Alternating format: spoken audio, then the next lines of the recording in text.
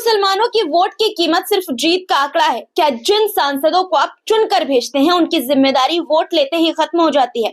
मैं ये सवाल इसलिए कर रही हूँ क्योंकि पश्चिम बंगाल के 9 मुस्लिम सांसद हैं जो संसद में तो हैं, लेकिन उनकी आवाज कहीं भी सुनाई नहीं देती। मुसलमानों के साथ कितना भी जुल्म हो जाए वो बिल्कुल चुप रहते हैं, कुछ भी नहीं बोलते। कौन है ये, आज मैं आपको बताऊंगी और इनसे सवाल भी पूछूंगी।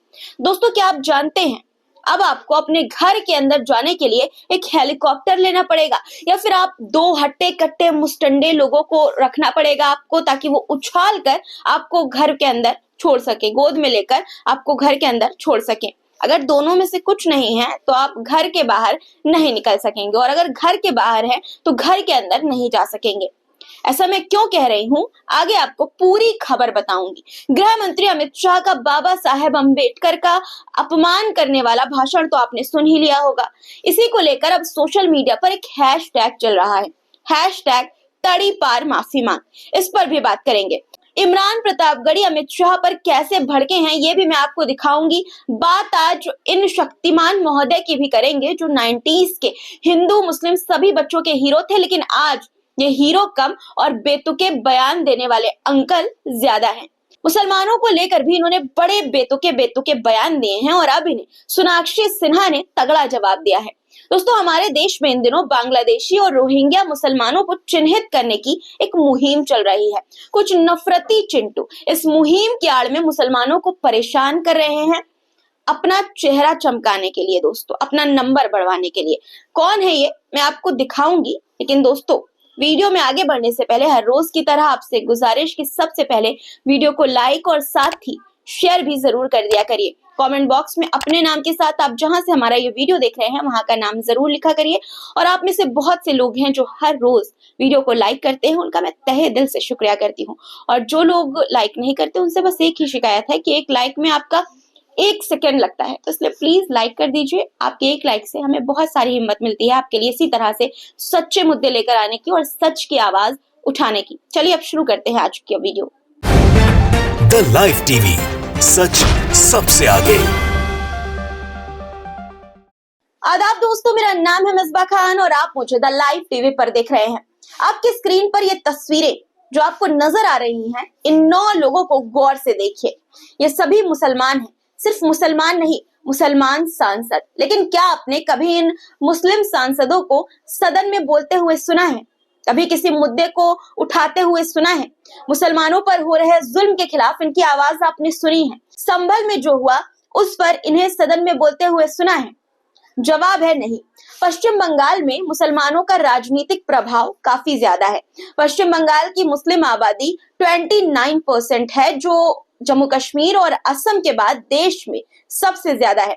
पश्चिम बंगाल की राजनीति में मुसलमान हमेशा से एक अहम कड़ी रहे हैं। राज्य की 42 यानी कि 42 लोकसभा सीटों में से 6 पर मुस्लिम सांसद हैं और 3 राज्यसभा में हैं। इसके बावजूद भी ये मुस्लिम सांसद मुसलमानों के हक में गूंगे और बहरे क्यों हैं? सवाल ये है कि जब देश में मुसलमानों को प्रताड़ित किया जा रहा है, उनके साथ प्रताड़ना हो रही है, मुसलमान युवाओं को झूठे मामलों में जेल में डाला जा रहा है, तो ये सांसद कहाँ हैं? उमर खालिद, शर्जील अहमद और खालिद सैफी जैसे राजनीतिक बंदियों पर इन सांसदों ने क्यों चुप्पी साधी? ये तो दूर की बात है, हाल ही में जो संभल में हुआ उस पर ये क्यों नहीं बोले? जब संसद में संभल हिंसा पर चर्चा हो रही थी, सब चर्चा की मांग कर रहे थे, तो महुआ मोइत्रा ने खुलकर बोला, लेकिन इन 9 सांसदों में से किसी ने एक शब्द भी नहीं कहा। क्यों? क्या ये सिर्फ वोट लेने के लिए मुसलमानों का सहारा लेते हैं और फिर चुनाव जीतने के बाद गायब हो जाते हैं? हमें अक्सर एक बात की शिकायत रहती है कि मुसलमानों की राजनीतिक भागीदारी दिन प्रतिदिन कम होती जा रही है, मगर इससे अलग हटकर मुस्लिम सांसदों की मुसलमानों के हक में चुप्पी भी मुसलमानों के राजनीतिक पिछड़ेपन की एक अहम वजह है दोस्तों। इसलिए पश्चिम बंगाल के इन गूंगे बहरे मुस्लिम सांसदों से सवाल पूछिए कि जब आपने इन्हें अपना प्रतिनिधि बनाया तो ये आपकी आवाज क्यों नहीं बनते? आपकी आवाज संसद में क्यों नहीं उठाते? और इन सभी सांसदों से मेरा सवाल है कि जब आने वाली नस्लें आपसे ये पूछेंगी कि जब भारत में मुसलमानों पर जुल्म हो रहा था तो तुम कहाँ थे, तब आपके पास क्या जवाब होगा? जाहिर है कि आपके पास दांत निपोड़ने के सिवा कुछ नहीं होगा। अब अगली खबर पर आते हैं दोस्तों। अगर आप संभल के निवासी हैं तो आपके लिए एक हेलीकॉप्टर या 2 हट्टे कट्टे मुस्टंडे लोग आपके घर के बाहर खड़े करना अनिवार्य है। ये मैं क्यों कह रही हूँ, जानने के लिए ये वीडियो देखिए। ये घर देखिए, इस घर में अगर हम पैड़ी ना हो, सीढ़ियाँ ना हो तो क्या नाली है, नाली के ऊपर ऊंचा घर है, उस पर चढ़ने के लिए जाहिर सी बात है सीढ़ियों की जरूरत होगी। मैं अपाहिज हूँ, फालिज का मरीज हूँ, उसके बावजूद मैंने कहीं भी नगर पालिका से मैं कल से निकलूँगा तो उन्होंने कोई सुनवाई ना करी। ज़बरदस्ती का कर रहे हैं, सब तोड़ के फेंका है, सबके हों तक तोड़े पड़े हैं। अब कहाँ को जाए मैं बताओ, बैठे हैं ऐसे ही, 2 आदमी पकड़ के चढ़ा रहे हैं। सुना आपने, 2 लोग चाहिए घर के अंदर पहुंचाने के लिए। पूरे हिंदुस्तान में कहीं भी अगर घर है, घर के बाहर नाली है या ऊंचाई पर घर बना है तो जाहिर है कि चढ़ने के लिए सीढ़ियां चाहिए होंगी ताकि लोग नाली में ना गिरे, चोट ना लगे उन्हें। आप हिंदुस्तान के किसी भी कोने में चले जाइए, आपको घर के बाहर सीढ़ियां दिखेंगी, स्लाइडर दिखेंगे। लेकिन संभल में उल्टी गंगा बह रही है। पूरे भारत में सीढ़ियां जायज हैं, मगर संभल में घर के बाहर सीढ़ियां बनाना अतिक्रमण है। अब संभल वालों को उड़कर ही घर में जाना होगा और कोई रास्ता बचा ही नहीं है उनके पास, क्योंकि संभल हिंसा के बाद से संभल के मुसलमानों से इसी तरह बदला लिया जा रहा है। खैर, अब आपको मुसलमानों से सत्ताधारी पार्टी के नेताओं की नफरत की एक और तस्वीर, एक और वीडियो दिखाना चाहती हूँ। वीडियो देखिए पहले, उसके बाद पूरा मामला क्या है आपको डिटेल के साथ बताऊंगी। और ये एक नहीं है, लगभग 10,000 यहाँ से वहाँ तक है। ये आप खुद देखिए इसे। बंगाल के हो? ये सर ऐसे दिल्ली के रहने वाले हम। मुर्शिदाबाद दिल्ली में? नहीं सर, गांव में जमीन ली है, यहाँ पे तो जमीन नहीं है। तुम्हारा गांव कहाँ है? हम सर नहीं दिल्ली के रहने वाले। झुग्गी है।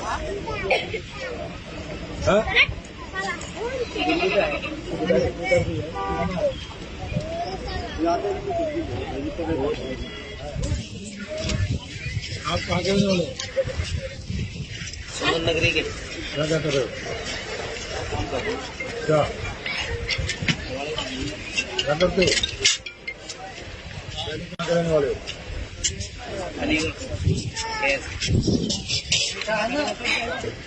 दादा, आधार कार्ड। ये कोई पहला वीडियो नहीं है जिसमें गरीब मुसलमानों को बांग्लादेशी और रोहिंग्या कहकर परेशान किया जा रहा है। हमारे देश के कुछ ठेकेदार यूपी में बांग्लादेशी और रोहिंग्या मुसलमानों को चिन्हित करने की मुहिम चला रहे हैं। ये लोनी गाजियाबाद का 13 दिसंबर का वीडियो है जो आपने अभी देखा। इसी दिन भाजपा विधायक नंद किशोर ने मुस्लिम बस्तियों का दौरा किया और उनके आधार कार्ड और अन्य दस्तावेजों की जांच करते हुए उन पर रोहिंग्या और बांग्लादेशी घुसपैठिए होने का आरोप लगाया। वीडियो में आप देख सकते हैं कि एक शख्स साफ तौर पर यह कह रहा है कि मैं नई दिल्ली का रहने वाला हूं, लेकिन नेताजी उसकी बात मानने को तैयार नहीं है, क्योंकि नेताजी को तो अपनी छवि चमकानी है और छवि तभी चमकेगी जब मुसलमानों को निशाना बनाएंगे, क्योंकि यही तो आज का न्यू नॉर्मल है ना। मुसलमानों को कोस कर, उन पर अत्याचार कर उन पर जुल्म करके चेहरा चमकाने का और वोट बटोरने का। अब दोस्तों, माननीय गृह मंत्री अमित शाह जी की बात करते हैं। अंबेडकर का नाम लेना आज फैशन हो गया है। अगर इतना नाम भगवान का ले लेते तो स्वर्ग मिल जाता। ये बयान तो आपने सुन ही लिया होगा अमित शाह जी का, इसलिए आपको ये बयान नहीं सुनाऊंगी, नहीं दिखाऊंगी। इस बयान के बाद सोशल मीडिया पर जो ट्रेंड हो रहा है वो आपको मैं दिखाना चाहती हूँ। गृह मंत्री अमित शाह पर बाबा साहेब अम्बेडकर का अपमान करने का आरोप लगा है। उन बाबा साहेब अम्बेडकर का जिन्हें एक बड़ा तबका अपना भगवान ही मानता है। विपक्ष और लोग उनसे माफी मांगने को कह रहे हैं और सोशल मीडिया पर एक हैशटैग ट्रेंड करवा रहे हैं। दोस्तों, वो हैशटैग क्या है वो आप खुद देख लीजिए। आपकी स्क्रीन पर देखिए, ये हैशटैग ट्रेंड हो रहा है, हैशटैग तड़ी पार माफी मांग। सुबह ये पहले नंबर पर था और दोपहर आते आते तीसरे नंबर पर ये ट्रेंड होने लगा। जब एक गृह मंत्री के लिए इस तरह की भाषा का इस्तेमाल जनता करने लगे तो गुस्सा कितना होगा लोगों में, जनता में, ये आप सोचिए। इस हैशटैग का इस्तेमाल कर ट्विटर पर जनता क्या कह रही है वो मैं अब आपको दिखा देती हूँ। बाबा साहेब अम्बेडकर के सामने हाथ जोड़े खड़े अमित शाह की एआई जनरेटेड ये तस्वीर पोस्ट कर माफी मांगने वाले हैशटैग इस्तेमाल कर एक यूजर ने लिखा कि देश में रहना होगा तो गोडसे नहीं अम्बेडकर अम्बेडकर कहना होगा।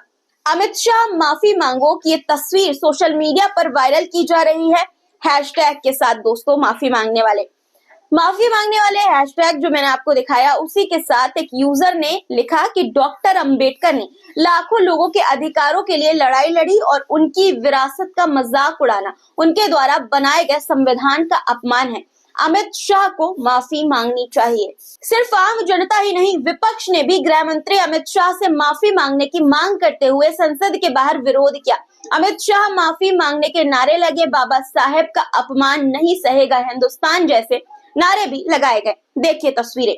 अमित शाह माफी मांगो, अम्बेडकर का अपमान नहीं सहेंगे, अम्बेडकर का अपमान नहीं सहेंगे, अमित शाह माफी मांगो, अमित शाह। राहुल गांधी और प्रियंका गांधी के साथ इंडिया गठबंधन के तमाम नेता इस विरोध प्रदर्शन में नजर आए और दोस्तों, इसी तरह के नारे अमित शाह से माफी मांगने के लिए उन्होंने भी लगाए। कल जब संसद में गृह मंत्री अमित शाह ने बाबा साहेब अम्बेडकर को लेकर ये टिप्पणी की थी, तो कांग्रेस के राष्ट्रीय अध्यक्ष मल्लिकार्जुन खड़गे ने भी इस मुद्दे पर अमित शाह के खिलाफ मोर्चा खोल दिया। मल्लिकार्जुन खड़गे ने कहा कि अमित शाह अपनी टिप्पणी के लिए माफी मांगे। बाबा साहेब भगवान से कम नहीं है, वो दलितों आदिवासियों के मसीहा थे। उन्होंने कहा कि उनकी इस टिप्पणी से, यानी अमित शाह की इस टिप्पणी से साबित हुआ है कि बीजेपी तिरंगे के खिलाफ थी। इमरान प्रतापगढ़ी ने भी गृह मंत्री अमित शाह की टिप्पणी पर अपनी बात रखते हुए कहा कि मैं सोचता हूं कि दम ले तो उन्हें टोकूं, पर वो बोलते गए। सुनिए। में जिस तरह से डॉक्टर बाबा साहब अम्बेडकर का जिक्र करते करते वो एक बात बोल गए, वो बात बहुत ही आपत्तिजनक है। उन्होंने जब ये कहा कि जितनी बार अम्बेडकर अम्बेडकर अम्बेडकर करते हो, इतनी बार भगवान का नाम लेते, तो इस देश के दलितों के लिए, पिछड़ों के लिए, आदिवासियों के लिए डॉक्टर बाबा साहब अम्बेडकर ने जो काम किया है वो भगवान ही करता है। इस देश के पिछड़ों के लिए, दलितों के लिए डॉक्टर बाबा साहब अम्बेडकर भगवान ही हैं। एक बहुत बड़ा समाज है जो उन्हें भगवान की तरह मानता है। तो मुझे लगता है कि ये बात आपत्तिजनक है और लगातार गृहमंत्री जी ने 2.25 घंटे के आसपास झूठ बोला है। कदम कदम पे नई दास्तां सुनाते लोग, कदम कदम पे कई बार झूठ बोलते हैं। मैं सोचता हूं कि दम लें तो मैं उन्हें टोकूं, मगर ये लोग लगातार झूठ बोलते हैं। दोस्तों, बाबा साहेब अम्बेडकर ने हिंदुस्तान की जनता को स्वर्ग नहीं बल्कि स्वर दिए हैं। इस देश के 90% लोगों को उनके अधिकारों और आत्म सम्मान के लिए आवाज दी है। वो सच में आधुनिक भारत के भगवान ही हैं और गृह मंत्री द्वारा बाबा साहेब अम्बेडकर को लेकर इस तरह की टिप्पणी करना चिंता की बात है। आप इस पर क्या सोचते हैं, कमेंट में लिखिए। अब बात शक्तिमान फेम मुकेश खन्ना की करते हैं। दोस्तों, जो शख्स एक जमाने में हर धर्म के बच्चों का हीरो हुआ करता था, उसी शख्स ने आज अपनी संघी व्यवहार के चलते अपने ऊल जलूल बयानों से शक्तिमान की इमेज को ही खराब कर दिया है। इन दिनों मुकेश खन्ना सोनाक्षी सिन्हा की परवरिश पर सवाल उठाने के लिए चर्चा में है। दरअसल हाल ही में सोनाक्षी सिन्हा को ट्रोल करते हुए उनके पिता शत्रुघ्न सिन्हा की परवरिश पर मुकेश खन्ना ने सवाल उठाए थे, जिसके बाद सोनाक्षी सिन्हा का गुस्सा फूट पड़ा है। आपको बता दूं कि सोनाक्षी ने एक मुसलमान से, एक मुस्लिम लड़के से शादी की है। ऐसे में इन जैसे लोगों को ये डाइजेस्ट करना थोड़ा मुश्किल हो सकता है।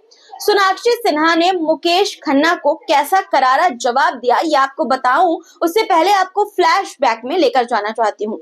साल 2019 की बात है। इंटरनेट आज के समय से थोड़ा कम टॉक्सिक हुआ करता था। उस वक्त सोनाक्षी सिन्हा उसी वक्त कौन बनेगा करोड़पति में पहुंची थी और रामायण से जुड़े एक सवाल का जवाब नहीं दे पाई थी। इसके बाद लोगों ने उन्हें ट्रोल करना शुरू कर दिया, मीम बनने शुरू हो गए उन पर। लोग कहने लगे कि भाइयों का नाम लव और कुश, घर का नाम रामायण और सोनाक्षी का ये हाल है। उस वक्त मुकेश खन्ना ने अपने YouTube चैनल पर एक वीडियो पोस्ट करते हुए कहा था कि ये आपकी गलती है शत्रुघ्न सिन्हा जी, सोनाक्षी की नहीं। और तब से ये बात मुकेश खन्ना ने अपने जीवन में उतार ली, अपने जीवन का एक हिस्सा बना लिया। जब जब उन्हें मौका मिलता वो ये बात तुरंत बोल देते, तुरंत शत्रुघ्न सिन्हा को टारगेट कर देते। अभी हाल ही में एक YouTube चैनल को दिए इंटरव्यू में मुकेश खन्ना ने ये बात दोबारा से दोहराई और सोनाक्षी सिन्हा की परवरिश पर सवाल उठा दिए, जिसके बाद सोनाक्षी सिन्हा भड़क गईं और अपने इंस्टाग्राम पर मुकेश खन्ना को तगड़ा जवाब दे दिया। एक लंबे चौड़े पोस्ट में सोनाक्षी सिन्हा ने लिखा कि मैंने हाल ही में आपका एक बयान पढ़ा जिसमें आपने कहा कि मेरे पिता की गलती है कि मैं एक सवाल का सही जवाब नहीं दे पाई। ये सवाल कई साल पहले एक शो में मुझसे पूछा गया था। सबसे पहले मैं आपको याद दिलाना चाहती हूँ कि उस दिन हॉट सीट पर 2 महिलाएं थी जिन्होंने इस सवाल का सही जवाब नहीं दिया था, लेकिन आप बार बार मेरा ही नाम लेते हैं, जो एकदम साफ दिखाता है कि आपकी मंशा क्या है। हाँ, हो सकता है कि उस दिन मैं जवाब भूल गई होंगी, ये एक इंसानी फितरत है, लेकिन लगता है कि आप भी भगवान राम की सिखाई हुई महत्वपूर्ण बातें भूल चुके हैं, जैसे माफ करना और भूल जाना। अगर भगवान राम मंथरा को माफ कर सकते हैं, कैकेयी को माफ कर सकते हैं और यहाँ तक कि रावण को भी युद्ध के बाद माफ कर सकते हैं, तो क्या आप इतनी छोटी सी बात भूल नहीं सकते? ऐसा नहीं है कि मुझे आपकी माफी चाहिए, लेकिन हाँ, मैं जरूर चाहती हूँ कि आप इस घटना को भूल जाएं और बार बार इसे मेरे और मेरे परिवार के खिलाफ इस्तेमाल करना बंद करें।